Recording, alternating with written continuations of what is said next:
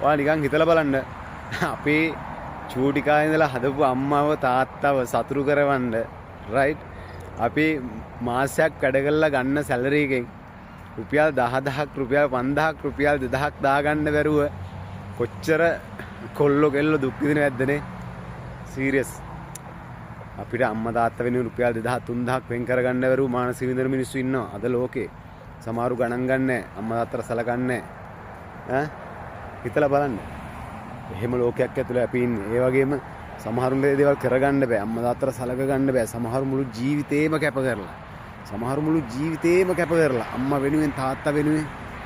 අසරණ වෙච්ච අසනීප වෙච්ච අම්මා තාත්තා වෙනුවෙන් මුළු ජීවිතේම කැප කරලා කසාද බඳින්නේ ඈ වෙන රටකට යන්නේ ඇයි අම්මා තාත්තා වෙනුවෙන් හැමදේම කැප කරපු දරුවෝ ඉන්නවා මේ ලෝකේ ඒ ලෝකේ එහෙම තැනක තියෙද්දි සමහර දරුවෝ ඉන්නවා වඳුරු ලෝකවල පණි වෙලා ඈ එක එක මත්ද්‍රව්‍ය වලට ඇබ්බැහි වෙලා කෙල්ලන්ගේ කොල්ලන්ගේ ජීවිතවලට රිංගලා අම්මා තාත්තා අමතක කරපු අඳුරෙන් එළියට එන්න අකමැති අපායෙම ජීවත් වෙන මිනිස්සුත් ඉන්නවා. වා කියන්නේ නැහැ කියලා.